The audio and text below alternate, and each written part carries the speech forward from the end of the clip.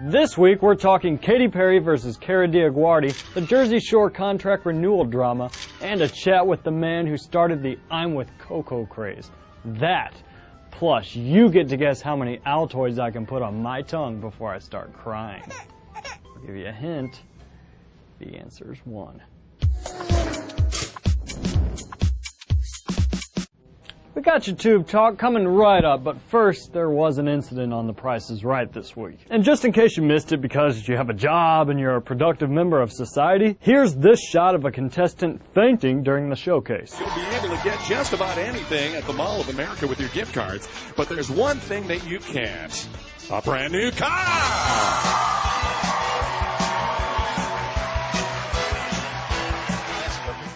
Now, do you know what I love about those internets?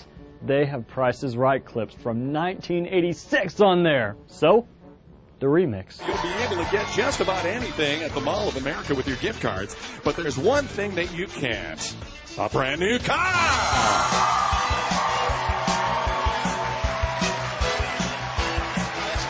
Well, I'd probably faint over an 86 Stang. Cassette player came stock. Tube Talk. Oh, Rusty is bumping Tony from behind. Holy cow, Tony flips his car. Think about that for a moment now. Kiss my fat.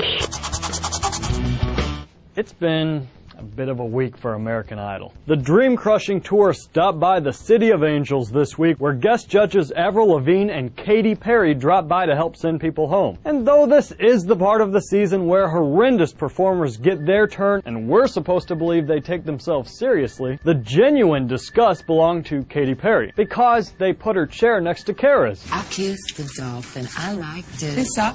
I'll have to throw my Coke in your face. In case you're wondering, she didn't actually do it.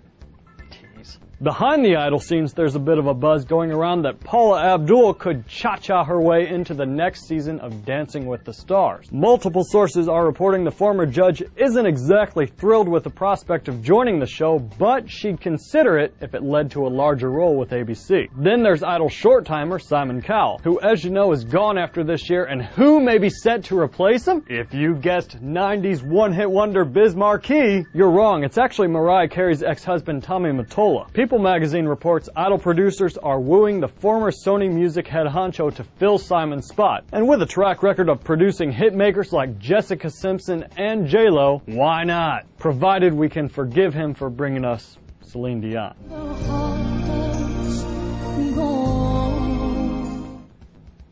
It's not going to be easy. Moving on, the cast of Jersey Shore is getting a bit too big for their knockoff Armani threads. This week, the New York Post ran an article reporting the castmates told MTV to go shove an offer to come back for season 2 unless the network forks over $10 grand per episode per person. Cast members netted a mere $200 per show for season 1, but with sky-high ratings, they say they're worth more. But MTV ain't blinking, with a source telling the Post the cast is replaceable. Just waiting for the call. Snoki, however, begs to differ with the network. She's quoted in the article as saying, "When we try to go to TGI Fridays or Applebee's, we can't eat because people go crazy." Bet they do. And speaking of this one, have you heard the Snoki song? Before I leave, tease my hair, put the poop in the back, and most importantly, I gotta bronze my face with shellac. But you can take your hair off, so... Finally, that whole Tonight Show mess has worked itself out, and now it's time for Jay to pretend he didn't weasel Conan O'Brien out of his slot after ratings for his new show made the XFL look like American Idol. Mr. Leno went on Oprah this week in an attempt to repair his image. Have you talked to Conan in person? I haven't talked to him since all this. No, I haven't. Did you want to pick up the phone? Yeah, but it didn't seem appropriate. Why? Because he'd have to admit to stealing a man's dream while pretending he knew nothing about it? Come on, Harpo. That said, don't feel bad for Coco. The funny man's resting on the beach, hopefully under a very large umbrella, counting the massive settlement he swiped from the Peacock network, all while the O'Brien militia continues to praise his holy name. Thanks in large part to Mike Mitchell, the brains behind the I'm with Coco movement, including that iconic image you saw on all those rally posters. And swell guy that he is, Mr. Mitchell even called into the toast to give us all his thoughts on this unprecedented response. I think people will just really appreciate who he is, and it was really easy for people to get behind him. And even with, the millions of dollars that he makes, he's still kind of just an employee getting screwed by his boss, and, that resonates with people. That's right. Don't let the white man keep you down. Freaking white man. Stargazing?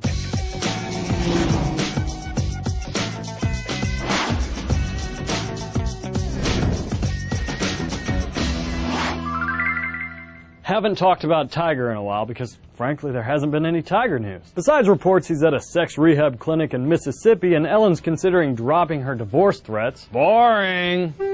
Until now. Because details are finally out about the night of that mysterious car crash that started it all. Up to this point, we've had only a few shots of the aftermath and that sketchy Chinese news agency's animation to go by, and we've had to connect the dots from there. Well, thankfully this week the Daily Beast says 2 of Ellen's friends came forward and spilled the details of that Thanksgiving incident. As the story goes, Tiger warned Ellen about the Inquirer piece that detailed his affair with Rachel Yucatel. And though he swore the story wasn't true, Ellen became suspicious and the two argued until the golfer took an Ambien and caught some Z's. At which point Ellen grabbed her hubby's cell phone, found Rachel's number in it, and texted her pretending to be Tiger. That led to a phone call, at which point the mistress found herself exposed and Ellen found herself furious. But she acted sensibly and woke Tiger up, punched him repeatedly, and chased him out of the house, golf club in hand. And you know what happened next.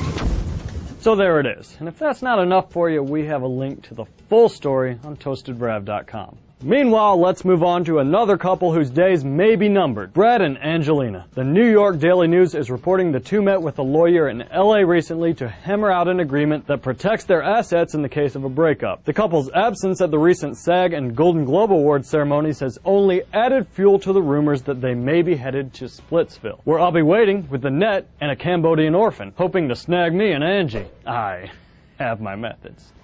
Let's visit the real world.